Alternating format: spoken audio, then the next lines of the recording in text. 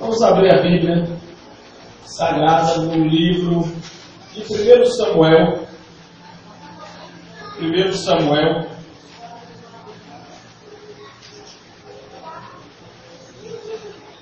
Capítulo, primeiro é o 2 Samuel. Então, 2 Samuel. 2 Samuel 7:17, para a memória. Chave do serviço, chave da justiça. Segundo. Aleluia.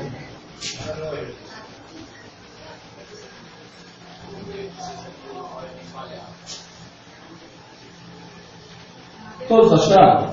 Amém. Aleluia, Jesus. Glória a Deus, aleluia.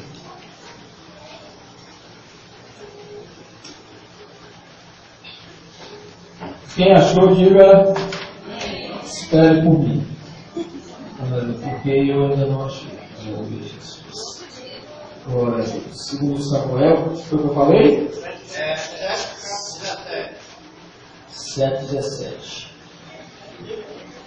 Não pode deixar aí, senão o calor toma conta de nós. Eu já vou botar aqui. Conforme todas estas palavras e conforme esta visão, assim falou Natã a Davi. Poder sentar.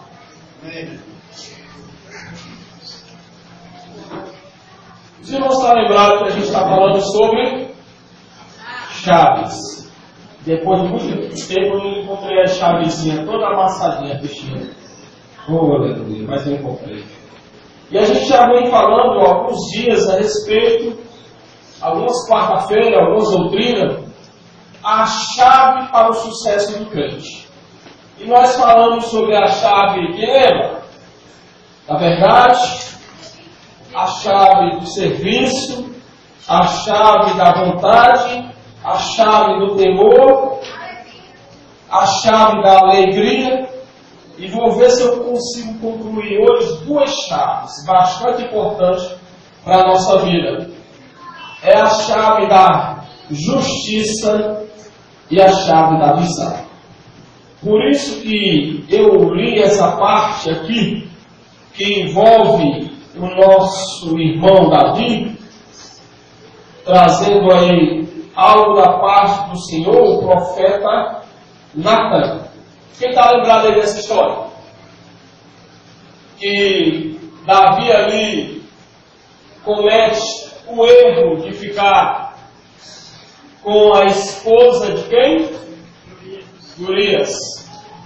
E ali, meus irmãos, passado algum tempo, alguns dias, depois da morte de Urias, Davi achou que estava tudo bem. A Bíblia diz que... Nós vamos orar, viu? Esqueci de orar essa palavra aqui. A Bíblia diz que ninguém põe, brasas na roupa que ela não venha queimar. Tudo que um dia está oculto será revelado. E Davi cometeu aquele crime, cometeu aquele pecado, e ficou algum tempo escondendo aquilo, achando que estava tudo bem. E Deus vai usar um servo seu, o profeta Natã, que era uma das pessoas que era próximo de Davi.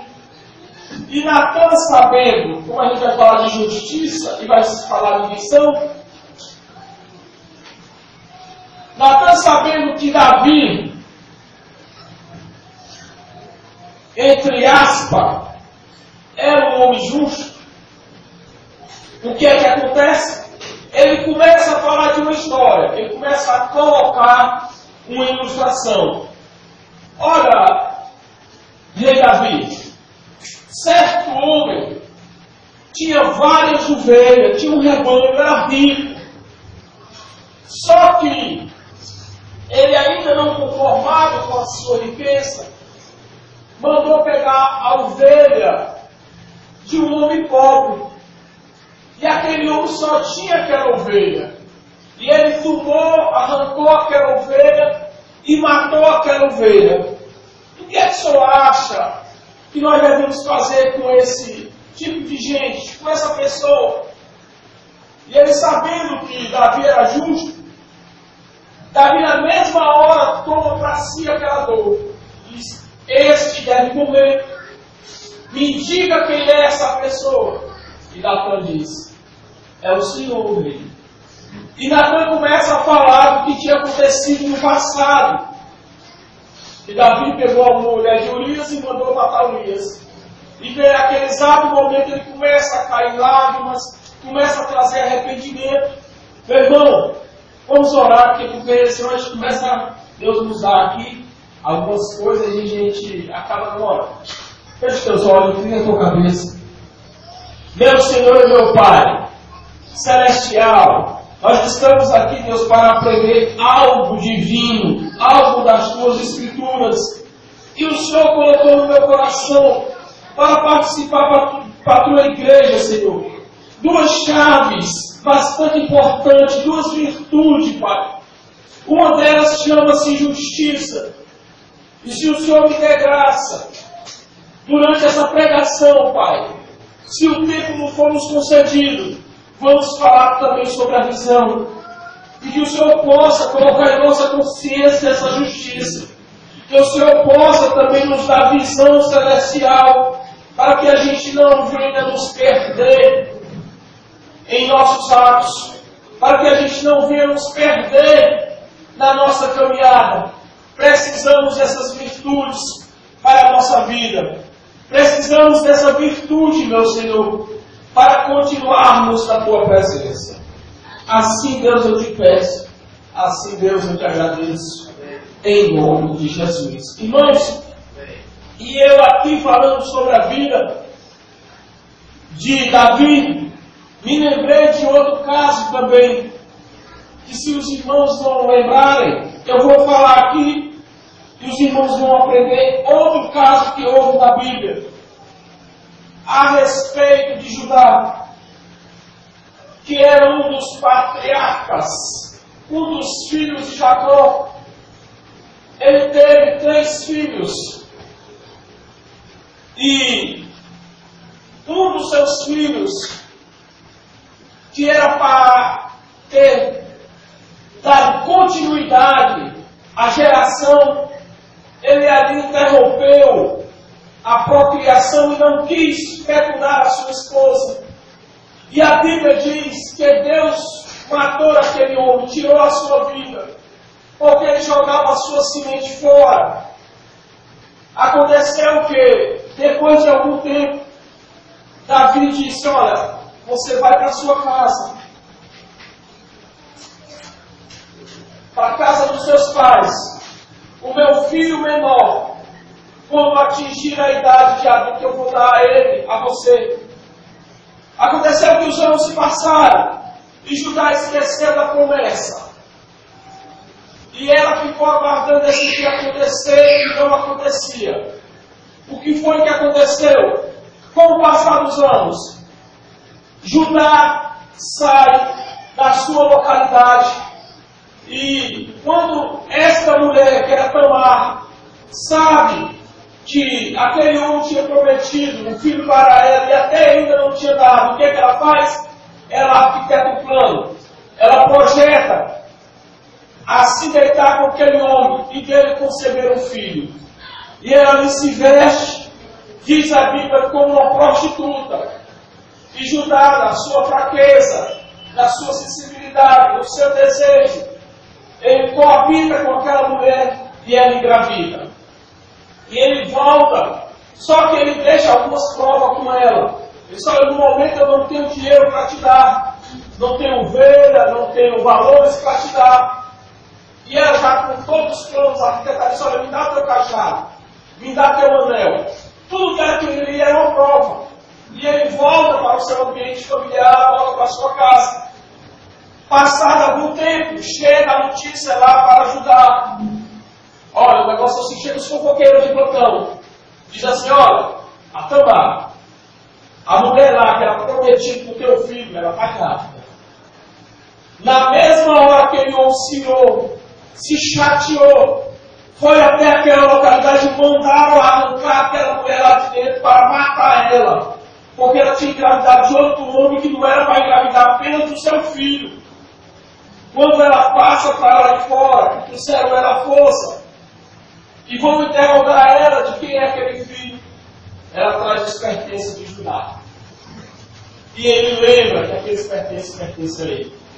Aí ele vai dizer: soltai-nos, porque esta mulher é mais justa do que eu. Eu prometi o casamento dela para com meu filho e não cumpri. Irmãos, as coisas mais fáceis da nossa vida é julgar o nosso próximo, é julgar o nosso irmão. Mas a partir do momento quando a gente começa a julgar nós mesmos, quando a gente começa a analisar o nosso erro, as nossas falhas, quem já olhou para o espelho e disse: você está errado, você está todo torto? Nós sabemos que precisamos, que carecemos de mudança, mas jamais a gente aponta o erro para a gente mesmo, jamais a gente aponta o dedo para nós mesmos, jamais a gente julga nós mesmos. Mas somos especialistas em julgar as pessoas. A justiça de Deus, ela é uma justiça justa. Ela não tem parcialidade, ela não tem meio termo. Ela é diferente da nossa justiça. Só que outrora a Bíblia nos chama de justo. E certa feita Davi disse assim: não há na terra um justo sequer. E agora, como resolver esse dilema? Se o próprio salmista falou que não existe justo sobre a terra, e Deus diz que nós somos justos, temos que entender que a nossa justificação de justo, ela vem através da pessoa de Cristo. Nada é mais a justiça sobre a nossa vida do que a nossa consciência. Vocês podem ter a certeza disso. Apesar de a gente não falar para ciclano, não dizer para outras pessoas, mas a nossa consciência em Cristo Jesus, o Espírito Santo de Deus, Ele nos acusa. Ele nos traz um alerta, Ele nos traz a consciência. Quando nós cometemos algum erro, Deus diz: olha, não está certo, não está correto. A sua atitude não é uma atitude de um homem que seria justo. Justiça é andar em retidão. Justiça é procurar fazer as coisas corretas. É claro que sobre a terra não vai haver justo na justiça divina e na plenitude de Deus.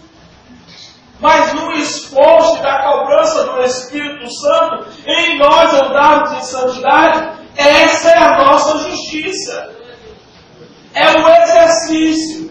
É aquilo que outra hora nós fazíamos, hoje nós não praticamos mais.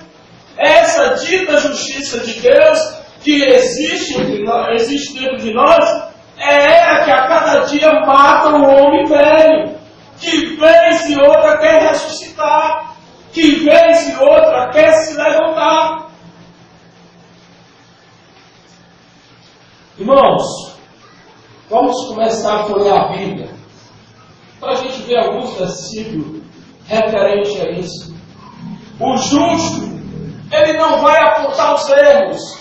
O justo, ele não vai tomar uma decisão que não é para tomar. Ele vai esperar o tempo correto. Ele vai meditar na palavra de Deus. Ele vai deixar os ânimos se acalmarem por aquele momento para poder tomar uma decisão. Livro de Provérbios, capítulo de número 11, versículo de número 4.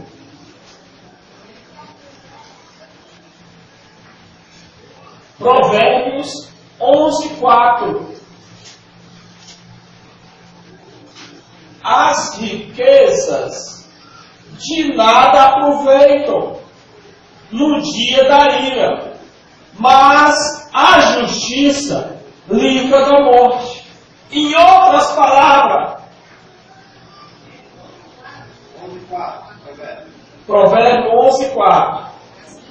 As riquezas de nada aproveitam. Mas a justiça livra de quê? Da morte. Livra da morte. Muitas vezes nos livra da morte física, nos livra da morte espiritual. E em outras palavras, ele está dizendo aqui, as riquezas de nada por necessidade. Não existe valor maior do que a justiça. Só há uma condição, meu irmão, de as pessoas praticarem a sua justiça sobre a minha vida. Só há uma forma de Deus praticar a sua justiça sobre a nossa vida. É quando nós mesmos praticamos essa justiça. Nós somos conhecedores de uma lei divina irrevogável, de uma lei divina infalível, que é a lei da semeadura. O que aqui se faz, aqui se paga.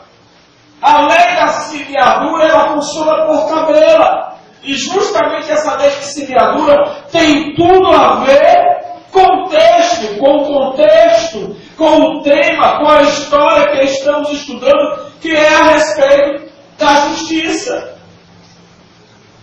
Como eu posso ser justo, meu irmão, se eu não valorizo a riqueza divina? Como eu posso ser justo, que o que mais me interessa são a riqueza terrena? Aonde eu começo a colocar alguns valores da terra sobre a minha vida e não priorizo a riqueza celestial. Isso, meu irmão, é falta de justiça nossa para com Deus. A partir do momento, irmãos, que eu deixo de ser dizimista, que eu deixo de ofertar, que eu deixo de evangelizar, que eu deixo de fazer algo para o Senhor, eu estou sendo injusto com Deus. Aí depois nós queremos que Deus cumpra a sua justiça sobre a nossa vida. Como vai acontecer a justiça de Deus sobre a nossa vida, meu irmão? Se nós mesmos temos falhado em ser justos diante do nosso próximo, temos falhado em ser justos com Deus. Outra passagem que eu queria trazer para os meus irmãos se encontra lá no livro de Provérbio, ainda no Provérbio, capítulo de número 13.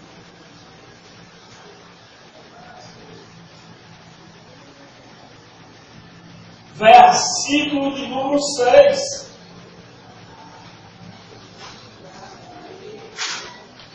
Quem encontrou?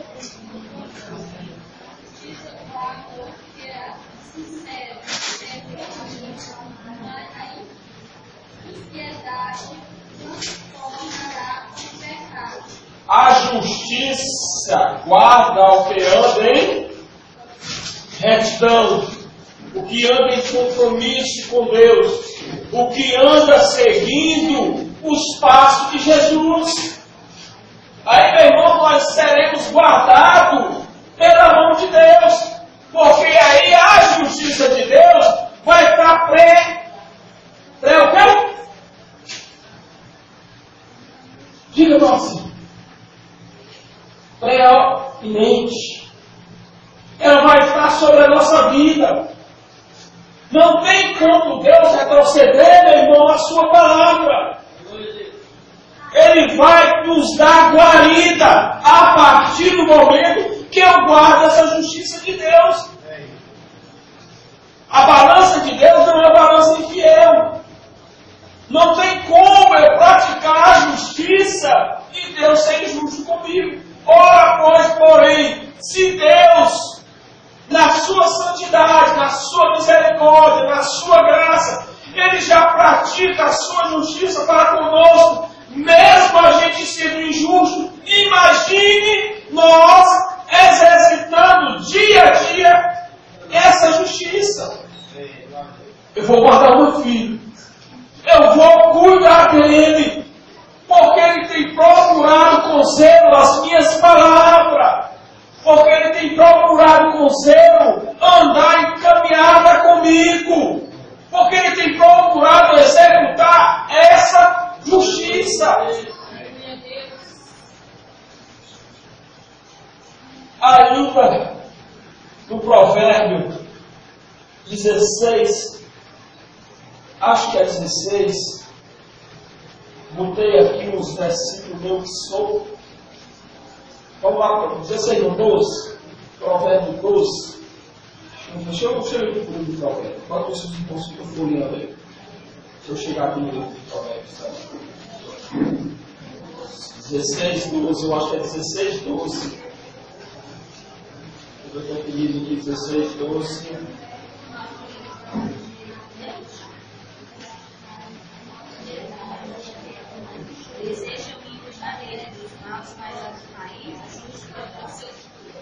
É, mais ou menos por aí. Só está escrito de outra forma por causa da versão.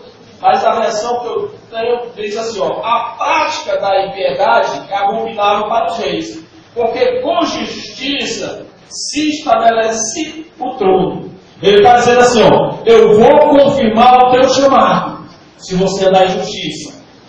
Eu vou confirmar os teus sonhos, se você andar em justiça. Eu vou estabelecer aquilo que você tanto espera da sua vida, se você praticar a justiça. Irmãos, uma pergunta aí ao nosso coração. Temos sido justos com o nosso próximo? Temos sido justos com o nosso Deus? Ou nós temos sido injustos? Ou nós temos sido negligentes com o nosso Deus? Mas ele diz assim, ó, meu filho, anda em justiça que tu vai ver o que eu vou fazer na tua vida. Minha filha, persevera nessa justiça e na minha presença, que eu recolherei as tuas lágrimas e atenderei as tuas petições. Vai estabelecer. Estabelecer quer dizer confirmar. Ele vai conceder. Ele vai dar aquilo que tanto você espera. Ainda 16, 31, acho, é isso. 31 vai dizer assim, ó, coroa de honra são as cãs, achando-se ela no caminho da justiça. As cãs significa cabelos brancos, os velhos, em outras palavras, está dizendo, as pessoas experientes, as pessoas que procuraram ter um crescimento espiritual na presença de Deus. O que é que vai acontecer com ele? Olha só. Quando se acha no caminho da justiça, quando você procura esse crescimento, olha, a tua caminhada na presença de Deus, meu irmão, vai ser em mau caminho. As pessoas vão perceber, meu irmão, camarada injusto, ele não paga as suas contas. Um camarada injusto, meu irmão, ele é trapaceiro, ele é enrolão, ele é mentiroso, ele inventa história, ele bota dificuldade em tudo na sua vida. Como é que as coisas podem dar certo em nossa vida? Dessa forma, desse jeito, dessa maneira, não. Eu e você temos que mostrar a Deus, me ajuda a ser esse justo, Senhor. Me ajuda a praticar essa justiça. Me ajuda, meu Senhor. A cada dia eu trabalhar, Pai, essa virtude sobre a minha vida. Não vai haver, meu irmão, prosperidade em qualquer área. É porque quando falamos de prosperidade, só imaginamos finanças. Não é isso. Isso vai muito mais além. É prosperidade no amor, na felicidade, na saúde. Prosperidade espiritual. Eclesiastes 7,15 diz assim, ó. 7,15 tudo isto vi nos dias da minha vaidade. Há justo que perece na sua justiça, e há perverso que prolonga os seus dias na sua perversidade. Quantos de nós não temos colocado dúvida em nosso coração? Quantas vezes nós não temos interrogado a Deus? Eu estou na tua casa, Senhor.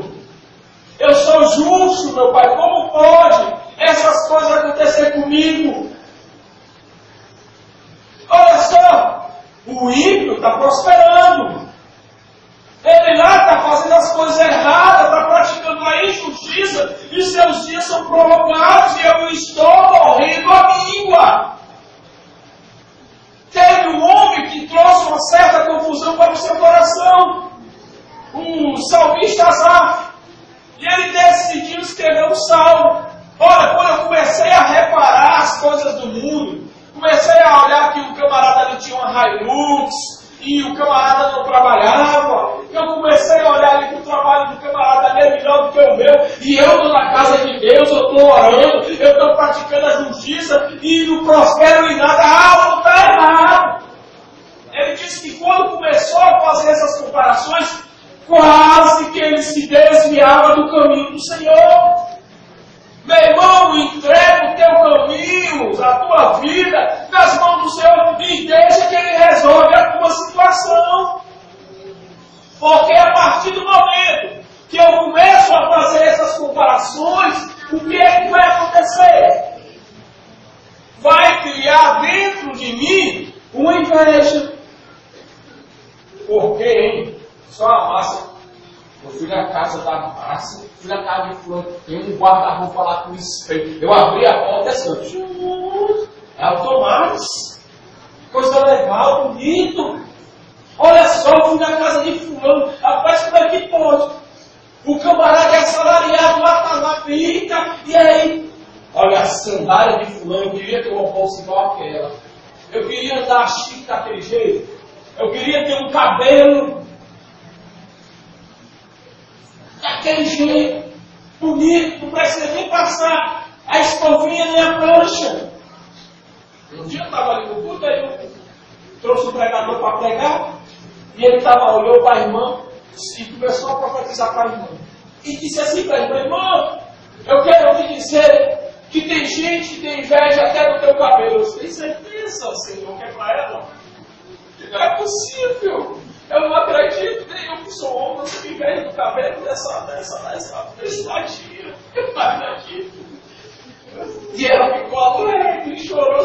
Meu irmão, onde é que está a glória de Deus nisso para profetizar com o cabelo, meu irmão? Não tem lógica. Mas não era isso que eu ia falar. Vamos voltar aqui para o contexto. No texto sobre a justiça. Há justo que perece na sua justiça. O camarada lá tem 100 anos, bebe, fuma, já fez um bocado de coisa errada e ainda está vivo. E aquele outro que está com 30 anos na presença do Senhor, morreu jovem, por quê? Meu irmão, olha, o homem, ele pode até viver sem Cristo. Pode, que tem um monte aí vivendo. O que ele não pode é morrer sem Cristo.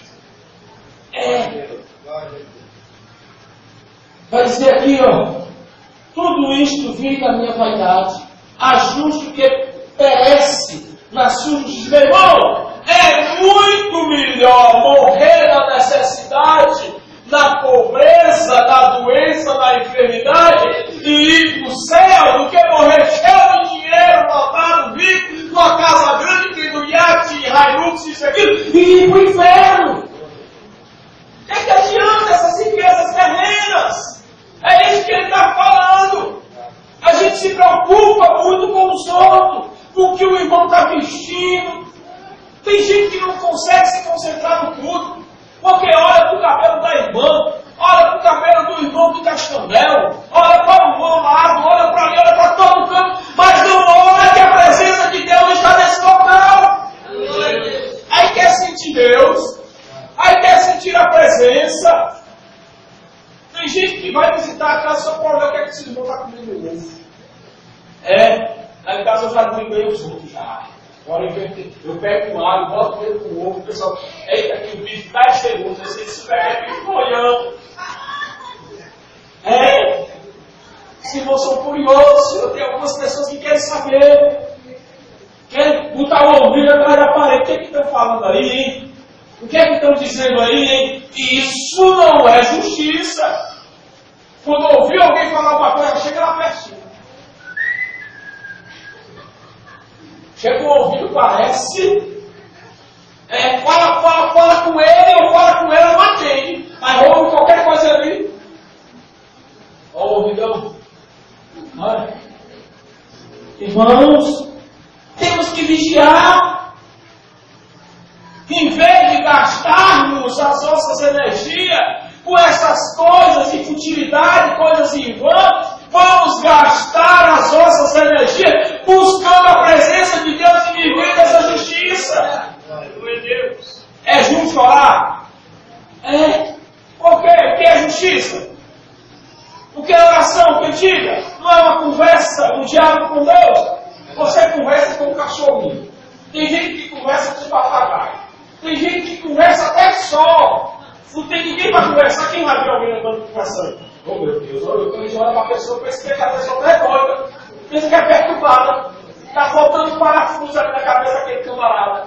Mas não vai conversar com Deus, meu irmão. Tem gente que conversa assim, ó.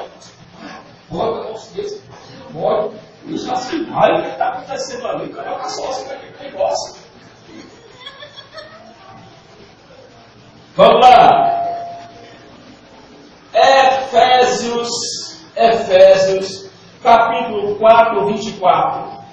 Nós temos quase meia hora aqui de justiça. Vou ver se eu aproveito o restante da meia hora com visão.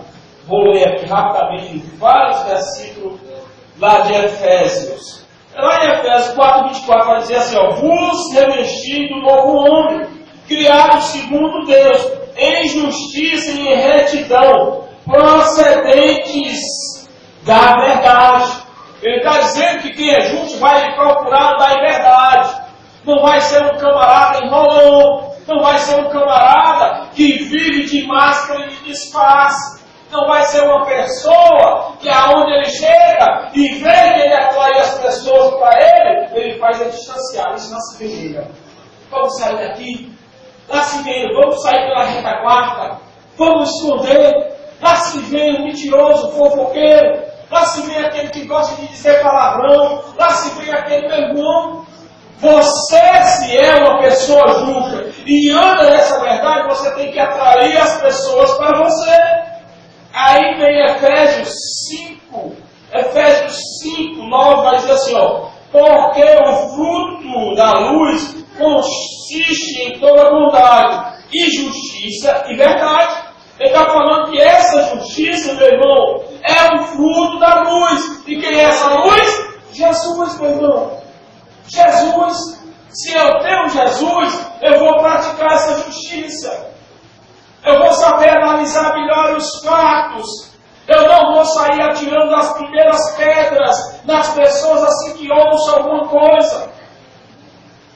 Porque o que acontece às vezes? A pessoa chega em casa. Aí vem lá a moça tudo suja.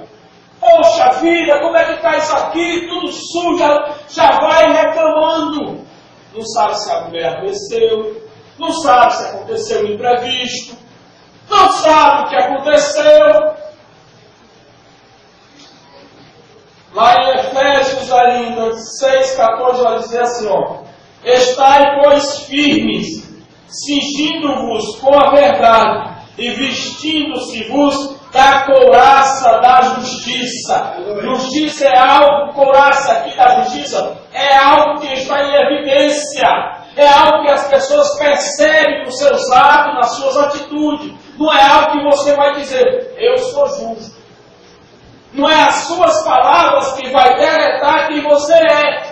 Mas são os seus atos, os seus comportamentos, e a sua maneira é que vai dizer se você é uma pessoa justa ou não. Não adianta nada eu dizer, meu irmão, que não sou ladrão, mas quando o camarada está às costas, aí eu passo a mão.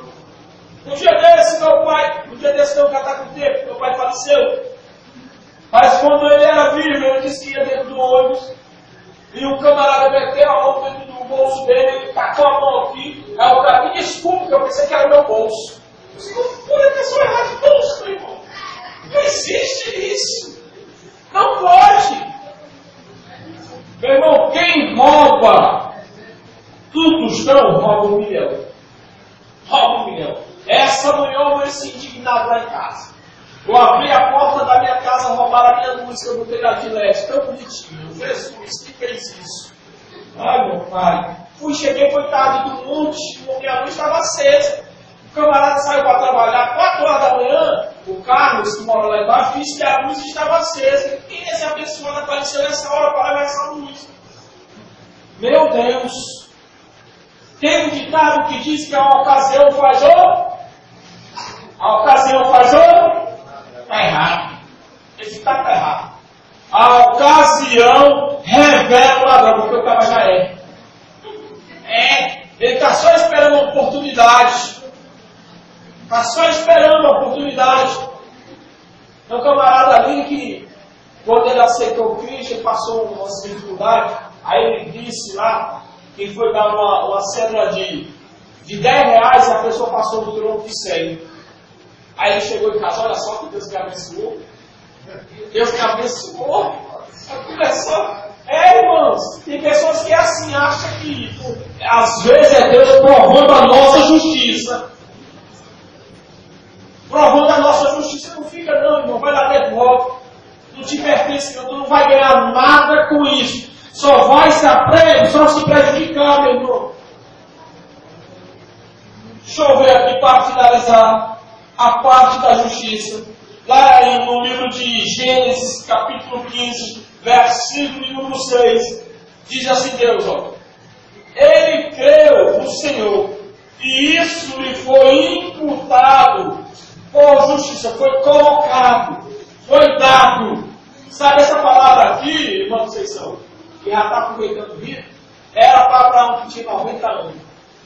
Era. O bichinho não levantava mais da cama, era. Aí vai ver, olha, você vai procriar. Ninguém naquela época nem criava, não existia. Mas Deus, olha, você vai ter certeza. Diz a Bíblia que aquele homem, viu, seu Antônio, as pessoas aí, aquele homem lá, não tinha mais nem, a Bíblia diz que não tinha mais nem o costume de mulher de homem. Você que anda aí meio que... Deus tem uma esperança para você. Não se preocupa não, meu irmão, que vai acontecer. Eu não vou gravar, senão olha só, ele creu no Senhor e isso lhe foi imputado por justiça. Ele creu. Olha aqui, Abraão, olha ali, ó. Olha para o céu. As estrelas do céu. Céu igual a congelação. Olha só o ar, olha essa pareia. Elas representam as gerações futuras que vão existir depois de você. São as tuas sementes, Abraão. Sara e Esther. Abraão já estava com 90 anos. Sara bem velhinha também, bangueira. Abraão está aqui, vem cá. Mas Jesus prometeu, vai acontecer. Eu estou aqui só esperando acontecer esse dia. Estou aqui só na expectativa, na alegria. Irmãos, colocou por justiça. Por quê? Porque ele creu. O que está voltando para essa justiça e diversas coisas de Deus acontecer na nossa vida é essa fé. Vamos correr aqui para a visão. Visão é outra virtude. Visão é outra chave importante na vida do crente. Porque, como eu falei da justiça, que tinha o que gosta de ouvir, o fofoqueiro, a gente também fica assim. O que é que está acontecendo ali? Ei, tem uma briga ali, ó. Vixe, o que é que está acontecendo? Não pode ver a carreira. Não pode. Passa ali pelo acidente e fica assim, ó. Passa no carro. O que é que está acontecendo ali? Os olhão só falta sair da caixa. Só falta sair de dentro, meu irmão. Furioso que só ele. Olha o Lula indo. Olha o Lula indo. Olha aquele que os olhão me passar lá na TV. Por quê? Porque repara em tudo nessa terra. mas não repara no que Deus tem para fazer na vida dele. A visão dele é para ver os problemas, a visão dele é para ver as dificuldades, a visão dele é para ver as coisas que realmente não era para ser visto, a ponto que eu dar ênfase a essas coisas. Olha só, tudo sujo, os ventiladores deviam ter mais, olha lá em cima como é que está, que coisa feia isso, olha só fulano de tal, olha ciclano, repara tudo, meu irmão, e não repara a vida dele. Não olha para dentro de si, não olha para ver como é que anda a sua vida, repara a vida de Julita, de Deus e do mundo, mas ele não olha para ele. Tem pessoas que têm a praticidade de só ver o errado, de só ver o lado triste. Diz a história, uma ilustração, que o homem todos os dias ele olhava e viu a mulher lá no seu quintal comprando umas roupas lá. E ele dizia, mas essa mulher não tem vergonha na cara, lava a roupa e não fica limpa. Olha só, alguém tem que ensinar essa mulher a lavar a roupa. O marido dela deve ter vergonha dela. Quase todo dia ela lava a roupa. Ela estica ali no varal. Mas pensa numa coisa imunda, coisa feia, aqui dá para notar a sujeira. Todo dia ele não faz aquele comentário. Um dia ele prestou atenção, que era a vidraça da casa dele, estava toda imunda. Irmão? Às vezes está na gente, a gente costuma ver nos outros. Verdade. Às vezes está na gente e a gente repara tudo. O professor pegou, botou uma louça, um quadro branco, na sala de aula. Aí botou lá no quadro com ponto preto. Todos os alunos que entravam pela sala, ele dizia, o que é que você vê ali? Os alunos, pingo preto. Você, pingo preto. Você, o pingo preto. Meu irmão, o quadro enorme. Ninguém viu o quadro branco, só viu o pingo preto.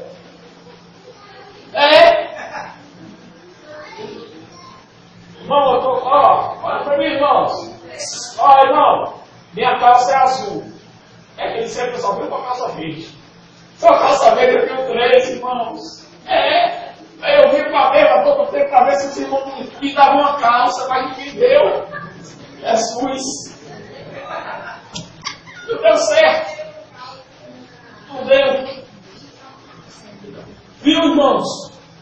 A gente costuma ver muitas falhas. As pessoas têm os seus defeitos, mas ela tem as suas qualidades. Passe a elogiar também mais um pouquinho. Por pouco que a pessoa faça elogio, dê estímulo, mas toda a vida não dá, meu irmão. Como é que vai mudar? Você é uma praga, você é uma peste. Olha o diabo de marido que eu arrumei. Esse menino é uma praga. Meu irmão, a gente tem que ter cuidado com a nossa palavra. Você está profetizando na vida do seu próximo. A nossa visão está turva. Só vemos defeitos, só vemos falha, só vemos dificuldade. Pastor, não vai dar, pastor. Está muito difícil, está complicado. É uma luta do lado, é uma luta do outro. Teve um homem no livro de Juízes, chamado Gedeão. Gedeão chamou eles para batalhar. Gedeão, tu é um homem valoroso. Aí disse o que é que ele ia fazer. Aí ele disse assim, Senhor, logo eu sou o menor da minha tribo. Sabe o que eu disse? Vai tu na tua força. Vai desse jeito. A Bíblia diz que o homem é o que ele pensa. Se você ficar colocando que você é um fracassado, que você não presta, meu irmão, você não presta mesmo, não. Você não serve para nada, meu irmão.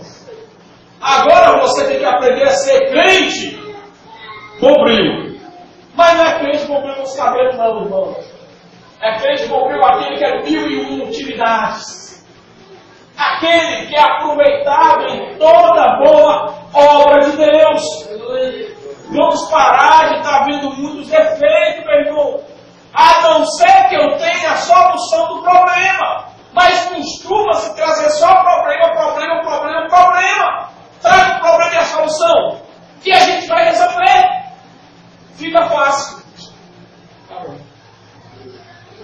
Fica fácil. Vamos lá. A costa que a menina não vai bater.